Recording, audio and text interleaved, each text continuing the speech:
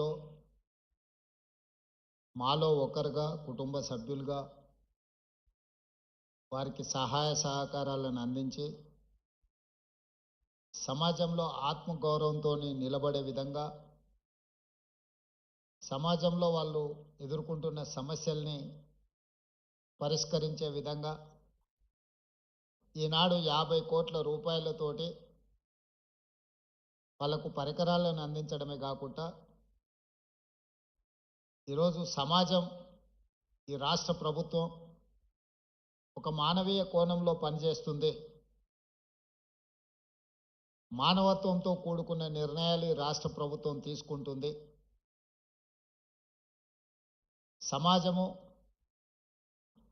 సమాజ నిర్లక్ష్యానికి లోనైన వాళ్ళు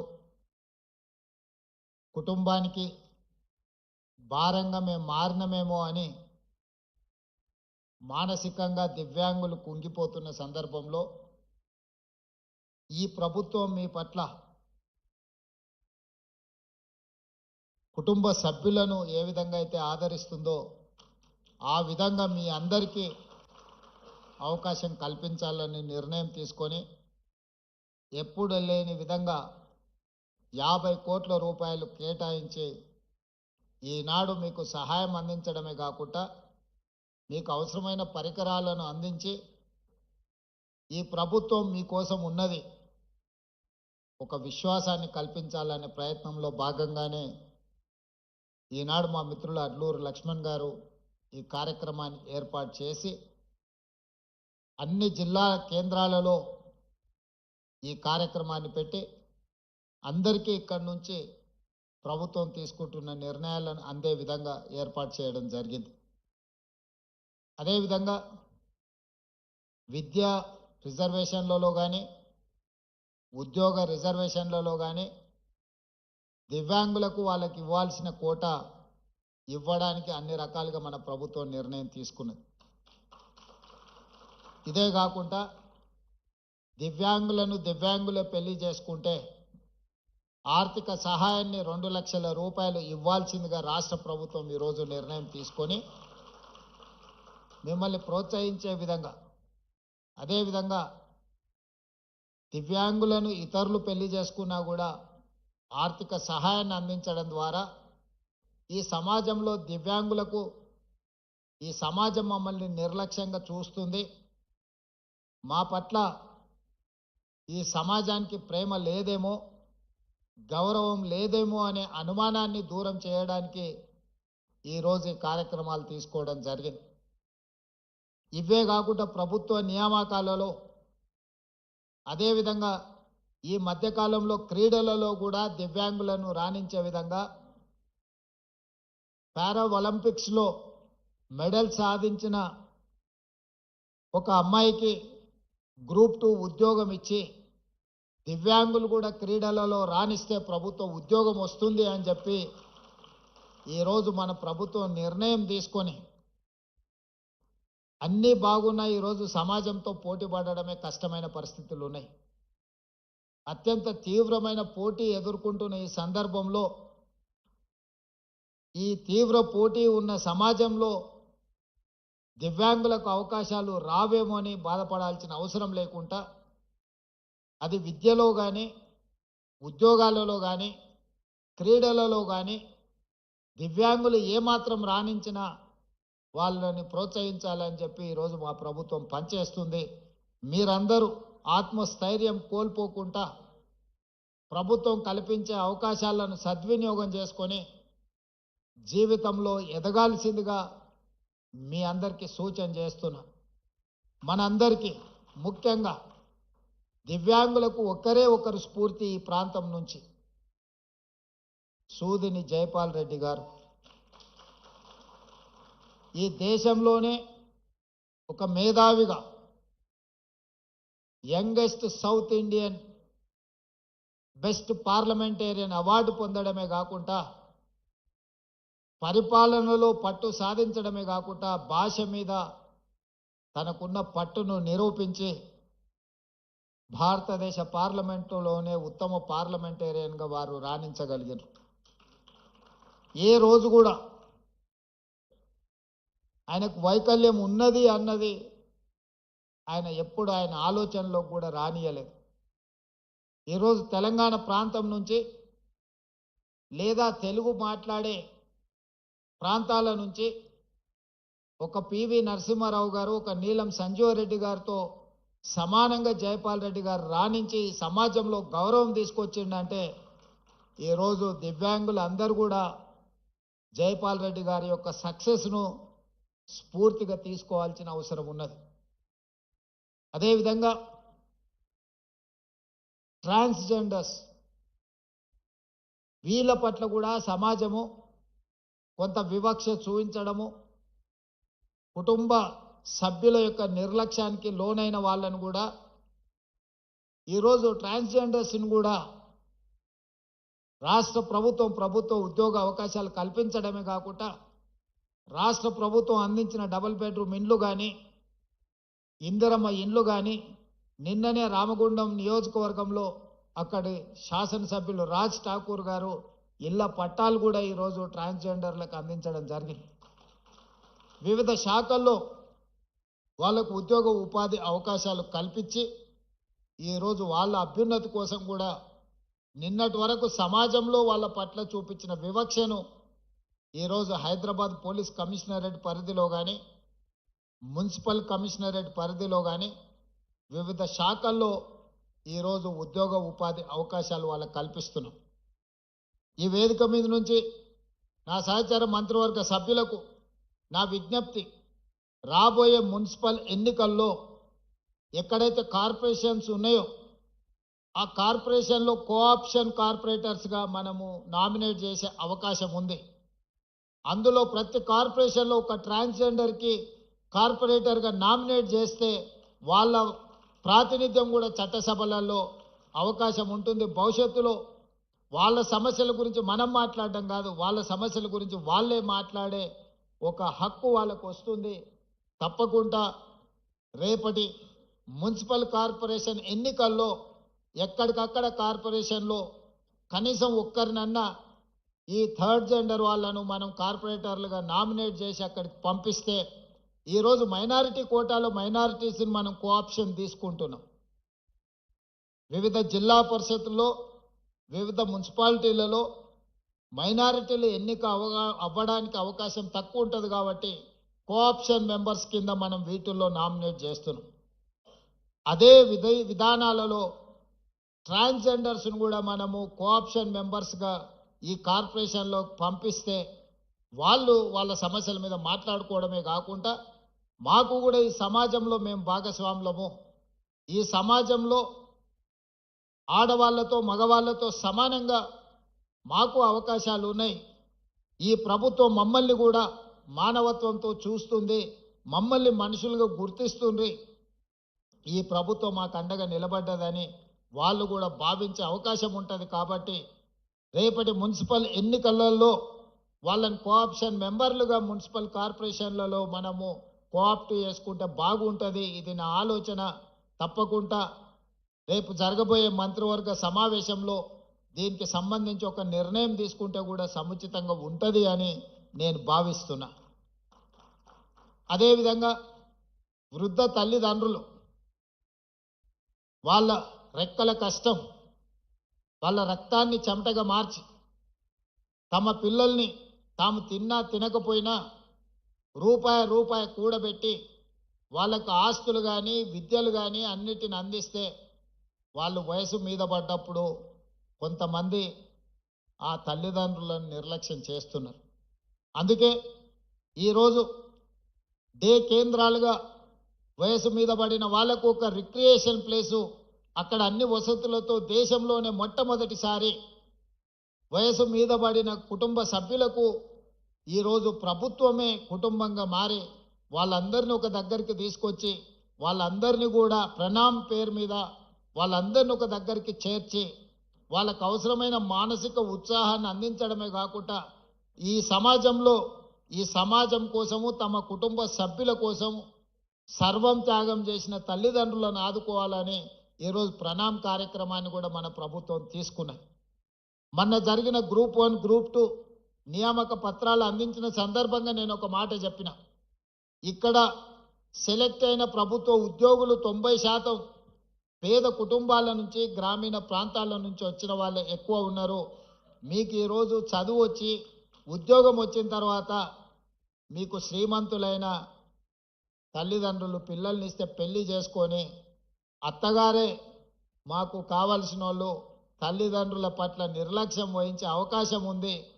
కాబట్టి మీరు ఎవరైనా తల్లిదండ్రుల పట్ల నిర్లక్ష్యం వహించి వాళ్ళకు జీవనాధారం లేకుండా చేస్తే మీ జీతాలలో 10 నుంచి 15% కోత విధించి సరాసరి ఆ తల్లిదండ్రుల ఖాతాలలో మీ ప్రతి నెల జీతము తల్లిదండ్రుల ఖాతాలకు పోయేటట్టు చట్టం తీసుకొస్తా అని చెప్పిన రేపు జరగబోయే బడ్జెట్ సమావేశాలలో మా మిత్రులు దామోదర్ రాజనరసింహ గారు ఈ చట్టాన్ని ఏ విధంగా పొందుపరచాలనో, ఎవరైతే పిల్లలు ప్రభుత్వ ఉద్యోగాలలో ఉన్నారో తల్లిదండ్రులకు వాళ్ళ జీతాలలో కొంత ఇవ్వాలి. కష్టపడి పెంచి విద్య నేర్పి ప్రయోజకులుగా తల్లిదండ్రులు మారుస్తే ప్రయోజకులు అయిన తర్వాత తల్లిదండ్రుల పట్ల కొంతమంది నిర్లక్ష్యంగా వ్యవహరిస్తున్నారు. ఎలాంటి ఫిర్యాదు మనకు ఆ స్థానిక ఎంఆర్ఓనో లేకపోతే ఎంపీడీఓ దగ్గర తల్లిదండ్రులు మా పిల్లలు మమ్మల్ని చూసుకోవడం లేదని ఏదైనా ఫిర్యాదు ఇస్తే ఆ ఫిర్యాదును పరిశీలించి వాళ్ళ పిల్లలు ప్రభుత్వ ఉద్యోగస్తులైతే వాళ్ళ జీతాలలో 10 నుంచి 15% కోత విధించి సరాసరి ఆ తల్లిదండ్రుల ఖాతాలకు పోయే విధంగా మనం చట్టంలో మార్పు తీసుకురావాల్సిన అవసరం ఉన్నది. వివిధ కారణాల చేత తల్లిదండ్రుల పట్ల నిర్లక్ష్య వైఖరితో ఉన్న వాళ్ళను సరైన దారిలో పెట్టాల్సిన బాధ్యత మన మీద ఈ ప్రభుత్వం మీద ఉన్నది. ఎందుకంటే తల్లిదండ్రుల బాధ్యత తీసుకోవడం లేదు అని అంటే వాళ్ళకి సమాజం పట్ల ఏమాత్రం బాధ్యత లేదని మనం భావించవచ్చు. ఎవరైనా వ్యవసాయ కూలీ అయినా లేకపోతే చిన్న చిన్న కమతాల రైతులైనా లేదా ప్రభుత్వ ఉద్యోగులైనా తల్లిదండ్రుల పట్ల నిర్లక్ష్యంగా వ్యవహరిస్తే వయసు మీద పడి వయసు ఉన్నంత కాలం మీకోసమే కష్టపడి రెక్కలు ముక్కలు చేసుకొని పెంచి పెద్ద చేసి మిమ్మల్ని ప్రయోజకులను చేసి సమాజంలో ఒక గుర్తింపు తీసుకొస్తే ఆ గుర్తింపు వచ్చిన తర్వాత తల్లిదండ్రుల పట్ల నిర్లక్ష్య వైఖరి అవలంబిస్తే దాన్ని సరిదిద్దే బాధ్యత ఈ ప్రభుత్వానికి ఉన్నది. తప్పకుండా దాన్ని సరిదిద్దుతామని కూడా నేను ఈ వేదిక మీద నుంచి చెప్పదలుచుకున్నాను. దానికి సంబంధించి కూడా చట్టాన్ని సవరించి ఈరోజు తప్పకుండా ఈ రకమైన చర్యలు చేపడతాం. అదేవిధంగా 100% తెలంగాణ రాష్ట్రంలో ఉన్న ప్రతి ఒక్కరికి వైద్యాన్ని అందించాలనేదే మా ఉద్దేశం. ఇంతకుముందు మిత్రులు దామోదర్ రాజనరసింహ గారు తలసేమియా గురించి ఇతర పరీక్షల గురించి కొన్ని సూచనలు చేసిండ్రు. రాబోయే రోజుల్లో రేపటి బడ్జెట్ సమావేశాలలో హెల్త్ పాలసీ తీసుకొచ్చి ఈ రాష్ట్రంలో ఉండే ప్రతి పౌరుడికి 100% ప్రభుత్వం వైపు నుంచి వైద్యాన్ని అందించే విధంగా ప్రణాళికలు సిద్ధం చేస్తున్నాం. హాస్పిటల్కి వెళ్తే ఆస్తులు అన్నీ అమ్ముకునే పరిస్థితులు ఈరోజు మనం చూస్తున్నాం. అందుకే ప్రభుత్వం మీ అందరి పట్ల మానవీయ కోణంతో వ్యవహరించడమే కాకుండా మానవత్వంతో తీసుకునే నిర్ణయాలు మీ జీవితాలలో వెలుగును నింపబోతున్నాయి. తెలంగాణ రాష్ట్రం ఏ లక్ష్యం కోసం సాధించుకున్నామో తెలంగాణ సమాజం స్వేచ్ఛను కోరుకుంటుంది. తెలంగాణ సమాజం సామాజిక న్యాయం కోరుకుంటుంది. తెలంగాణ సమాజం సమానమైన అవకాశాలను కోరుకుంటుంది. సమానమైన అవకాశాలు కల్పించాలి అని మాదిగ ఉపకులాల వర్గీకరణను 40 సంవత్సరాల నుంచి పెండింగ్ ఉంటే దేశంలోనే మొట్టమొదటి రాష్ట్రంగా ఈరోజు ABCD వర్గీకరణ చేసి ఆయా శక్తులకు జాతులకు న్యాయం జరిగే విధంగా ఈరోజు మన ప్రభుత్వం నిర్ణయం తీసుకున్నది. తాత్కాలికంగా కొన్ని వర్గాలలో కొంత అసంతృప్తి ఉన్నా దీర్ఘకాలికంగా ఈ వర్గాలన్నీ కలిసి ఉండే అవకాశం ఉంటుంది. ఈరోజు వర్గీకరణ జరిగింది కాబట్టి కొంత కోపతాపాలు ఉన్న భవిష్యత్తులో ఒకరి మీద ఒకరికి అపోహలు తొలగిపోయి వాళ్ళందరూ కలిసి ఉండడానికి అవకాశం ఉంటుంది. అదేవిధంగా 100 సంవత్సరాల నుంచి జనగణన జరుగుతుంది కానీ కులగణన జరగలేదు. బ్రిటిష్ పరిపాలనలో కులగణన జరిగింది. మళ్ళీ 100 సంవత్సరాల తర్వాత మొట్టమొదటిసారి తెలంగాణ రాష్ట్రంలో జనగణనతో పాటు కులగణన చేసి ఎవరు ఎంతమంది ఉన్నారో వాళ్ళ దామాషా ప్రకారం వాళ్ళకు నిధులను ఇవ్వాలి, ప్రభుత్వ పరంగా అవకాశాలు ఇవ్వాలి అని ఈరోజు కులగణను కూడా పూర్తి చేసి వాళ్లకు రాజకీయంగా విద్య, వైద్యంలో ఉద్యోగ ఉపాధి అవకాశాలతో పాటు రాజకీయ అవకాశాలు కూడా కల్పించాలని మన ప్రభుత్వము ఈరోజు సమగ్ర కుటుంబ సర్వే పూర్తిగా చేసి ఈరోజు సిపెక్ సర్వే ద్వారా డేటా యాక్యురేట్గా ఈరోజు మన రాష్ట్ర ప్రభుత్వం డిప్యూటీ సీఎం ఉప ముఖ్యమంత్రి గారు బట్టి విక్రమార్క గారి నేతృత్వంలో మన ప్లానింగ్ డిపార్ట్మెంట్ సిపెక్ సర్వే చేసి ఈరోజు తెలంగాణ రాష్ట్రం మొదటి రాష్ట్రంగా నిలబడ్డది.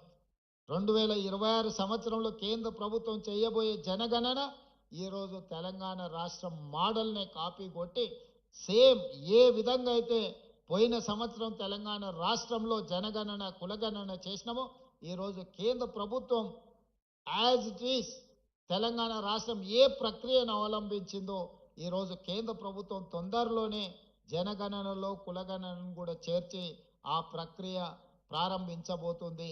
తెలంగాణ రాష్ట్ర ప్రభుత్వం గర్వంగా చెప్పుకుంటుంది, మేము అమలు చేసిన విధానాన్నే ఈరోజు కేంద్ర ప్రభుత్వం తప్పని పరిస్థితుల్లో మా ఒత్తిడికి కేంద్ర ప్రభుత్వం తలవొగ్గి ఈరోజు అదే విధానాన్ని తీసుకురాబోతుంది. దేశానికి మొత్తం తెలంగాణ రాష్ట్రం ఈ విషయంలో ఆదర్శంగా నిలబడ్డదని నేను ఈ వేదిక మీద నుంచి చెప్పదలుచుకున్నాను.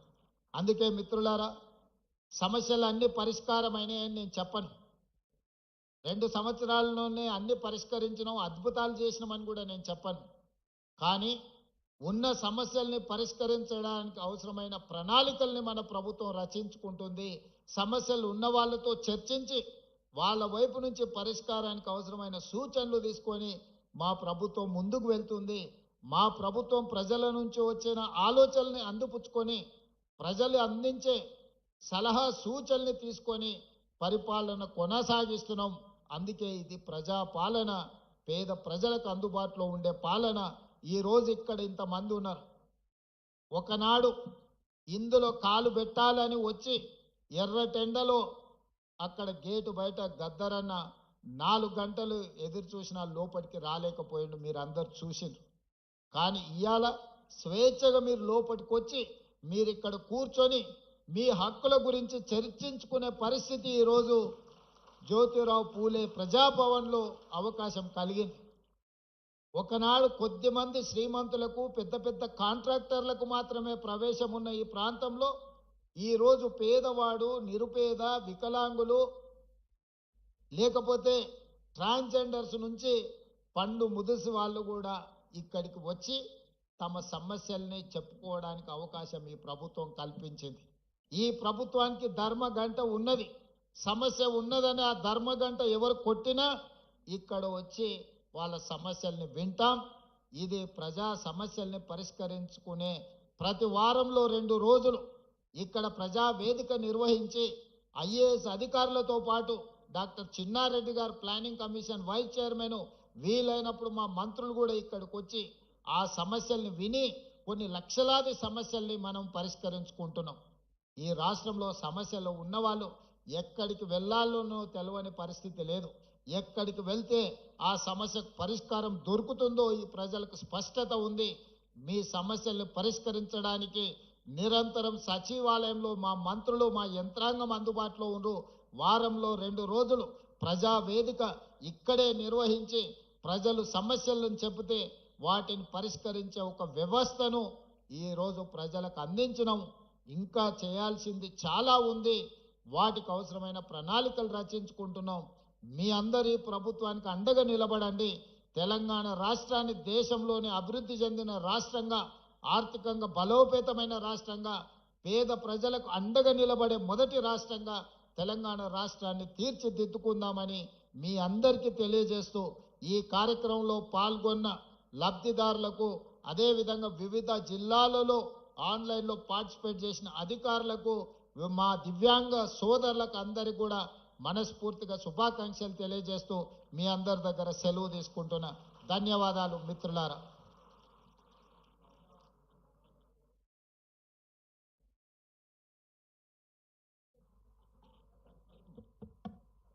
ప్రజాపాలన వాణిని ప్రతిబింబిస్తున్న ప్రజావాణి గురించి తెలియజేస్తూ కుటుంబ బంధాలను మరవ